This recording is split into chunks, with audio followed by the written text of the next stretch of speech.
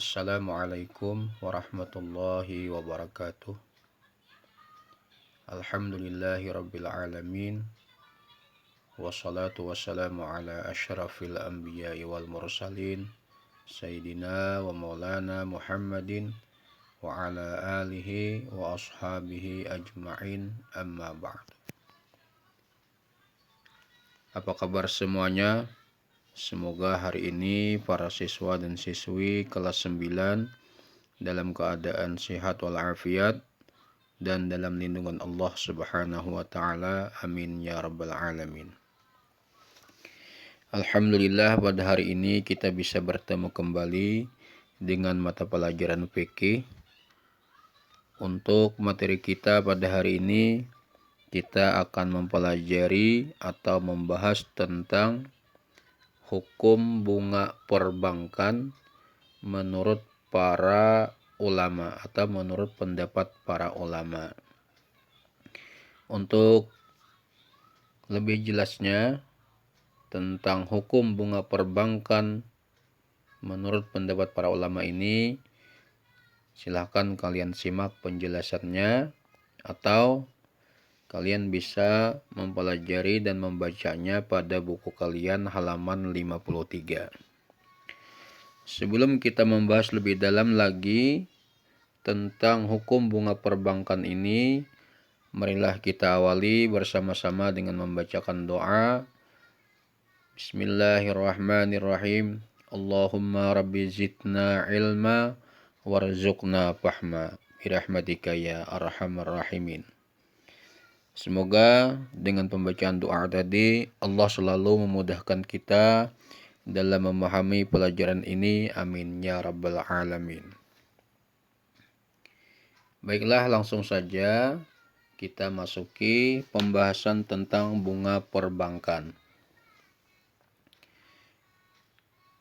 Menurut pendapat para ulama, hukum bunga di bank dapat dibedakan menjadi 3 pendapat. Yang pertama, bunga bank itu adalah riba yang diharamkan.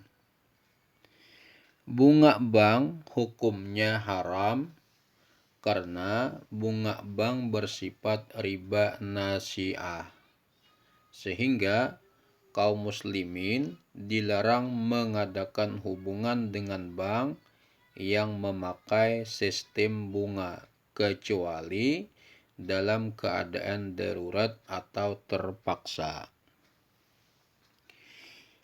Ulama mengharamkan bank adalah Abu Zahrah.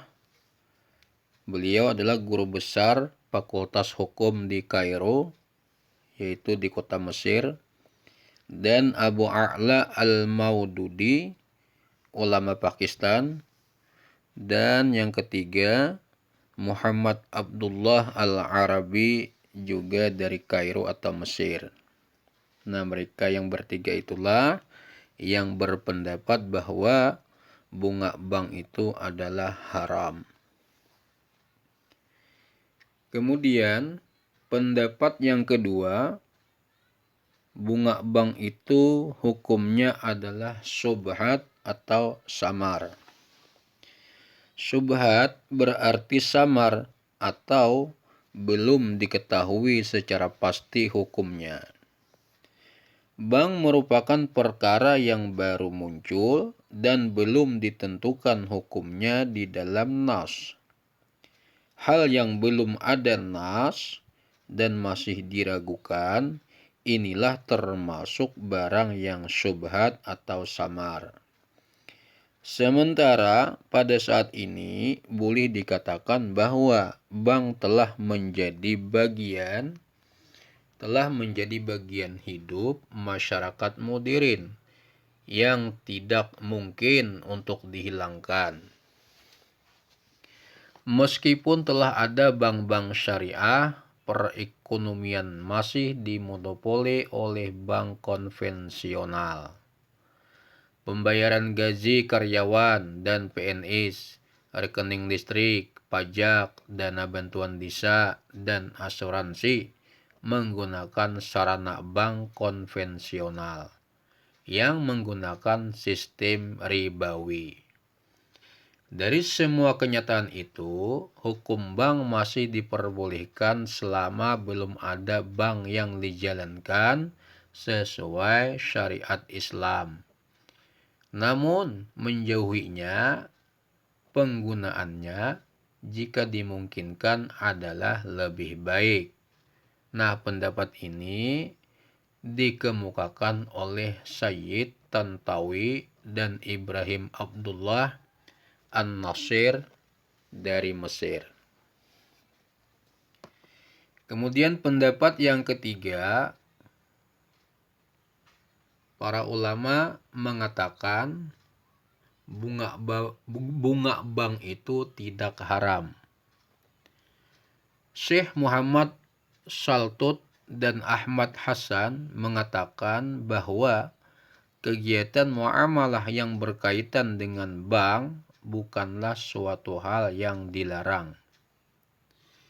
Mereka juga berpendapat bahwa bunga bank yang ada di Indonesia berbeda dengan yang digambarkan di dalam Al-Quran Surah Ali Imran ayat 130. Selain itu, keberadaan bank hanya untuk menjalankan peraturan berdasarkan undang-undang atau peraturan pemerintah. Dalam dunia Islam, bank adalah sesuatu yang tergolong baru dibandingkan orang Eropa yang telah mengenal bank semenjak abad ke-15 Masehi. Sebagai sebuah hal yang baru yang bersifat ijtihadiyah, para ulama masih memperdebatkan keabsahan bank dan bunga bank karena tidak ada nas baik Al-Quran maupun hadis yang menentukan hukum tersebut. Hal ini dikarenakan pada masa Rasulullah Shallallahu Alaihi Wasallam hidup, bank belum ada sehingga masalah yang demikian belum muncul. Di Indonesia telah banyak bank yang berdasarkan syariat Islam, di antaranya Bank Muamalah Indonesia atau BMI, Bank Syariah Mandiri, Bank BRI Syariah, dan lain-lain yang keuntungannya diatur dengan cara bagi hasil. Nah, jadi menurut pendapat Syekh Muhammad Shaltut dan Ahmad Hasan bahwa bunga bank itu tidak haram. Selanjutnya, dalil Al-Quran tentang riba. Sebagaimana firman Allah Subhanahu wa taala di dalam Quran surah Ali Imran ayat 130 yang berbunyi, A'udzu billahi minasyaitonir rajim. Ya ayyuhalladzina amanu la ta'kulur riba adha'afan mudha'afah wattaqullaha la'allakum tuflihun. Yang artinya, hai orang-orang yang beriman, janganlah kamu memakan riba dengan berlipat ganda, dan bertakwalah kamu kepada Allah supaya kamu mendapat keberuntungan. Adapun hikmah diharamkannya riba. Di balik haramnya riba tersimpan banyak hikmah yang dapat dirasakan dalam kehidupan. Adapun hikmah yang dapat kita ambil di sini dari diharamkannya riba, yang pertama, terhindar dari azab Allah Subhanahu wa taala. Yang kedua, terhindar dari sikap serakah terhadap harta benda yang bukan haknya. Yang ketiga, terhindar dari perbuatan aniaya terhadap kaum yang lemah. Keempat, mencegah mental pemboros yang malas bekerja keras. Yang kelima, dapat mencukupi kebutuhan hidup dengan tenang. Dan yang keenam, mencegah permusuhan dan menumbuhkan sikap saling menolong. Kemudian untuk tugas kalian, bacakan dan rekamlah